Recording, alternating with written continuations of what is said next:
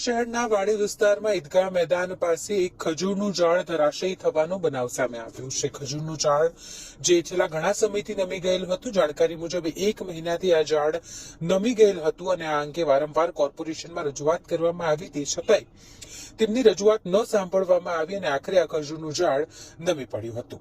સ્થાનિકોના જણાવ્યા અનુસાર ખજૂરનું ઝાડ જે આવેલું છે તે બીએસ પાઇપનું ગોડાઉન છે, જે અંતર્ગત બીએસ પાઇપનું ગોડાઉન જેવું છે તે ગોડાઉન માલિકને પણ સ્થાનિકો દ્વારા આ અંગે રજૂઆત કરવામાં આવી હતી, પરંતુ તેઓ દ્વારા પણ યોગ્ય જવાબ ન આપવામાં આવતો અને હંમેશા જ તેઓ ઊંધો જવાબ આપતા અને આખરે આ ઝાડ ધરાશયી થયું।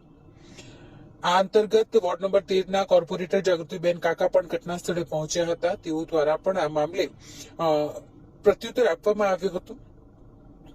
એક ઝાડ કે જે છેલ્લા ઘણા સમયથી નમી ગયેલ હાલતમાં હતું તે આખરે ધરાશયી થયું। જો આ મામલે કોર્પોરેશન દ્વારા પહેલા કાર્યવાહી કરી લેવામાં આવી હોત તો આ રીતે વૃક્ષ ધરાશયી ન થયું હોત તેવું સ્થાનિકોનું કહેવું છે। આ વાડી ગીતા મંદિર પાછળ ઈદગાહ રોડ પર ખજૂરનું ઝાડ હતું, 1 મહિનાથી નમી ગયું હતું અને એની અરજી કોર્પોરેશન, બધા જ કોર્પોરેશનના એમને બોલાયેલા, કમિશનરને અરજી આપેલી, કલેક્ટરને અરજી આપેલી, એના એવિડન્સ મારા પાસે છે।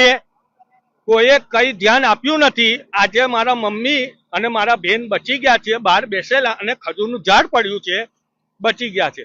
કોઈએ કઈ કર્યું નથી। બધા જ કોર્પોરેટરો બધા આઈને ગયેલા છે, બધા આઈને ગયેલા છે।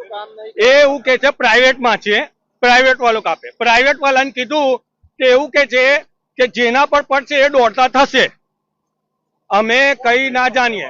આ બીએસ પાઇપ વાળો છે અને પાઇપ બહાર મૂકેલા છે, પાર્કિંગની જગ્યા પર એ દબાણ કરેલું છે, આખા પાર્કિંગની જગ્યા પર બધા દબાણ કરેલું છે।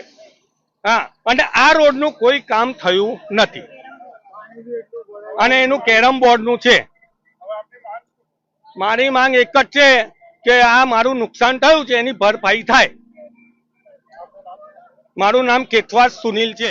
વોર્ડ નંબર 13 માં આવેલું સિંધુનગરની સામે અને ઈદગાહ મેદાનની બાજુમાં એક ખજૂરીનું ઝાડ, એક ભાઈ ગોડાઉન વાળા ભાઈ છે, એમને બધું બાંધકામ એવી રીતે કરેલું હતું એટલે ગાર્ડન શાખાના માણસો પણ કોઈ કામ ન કરી શકે એવી રીતે એમણે આખો ગેટ ને એવો કરેલો હતો।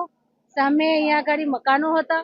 ખજૂરનું ઝાડ અત્યારે પડતા એક કાકા અને એમની દીકરી એક થોડાક બચી ગયા। જો એ ત્યાં આગળ બેઠેલા હતા જ, થોડાક આગળ ના ખસ્યા હતા, આજે બંને આ દુનિયામાં ન હોત। ખૂબ ગંભીર બાબત છે। આના માટે મેં હમણાં જ કમિશનર સાહેબ સાથે વાત કરી છે। સાહેબ, કોઈને જાનહાનિ નથી થઈ। જીબીને, ફાયર બ્રિગેડને અને કોર્પોરેશનને બધાને મેં જાણ કરી દીધી છે। ચોક્કસ આના માટે આવતીકાલે ગોડાઉન ઉપર કાર્યવાહી થશે અને કમિશનર સાહેબે એની ડિટેલ પણ મારી પાસે માંગી છે। હું અત્યારે સાહેબને બધી ડિટેલ પણ એની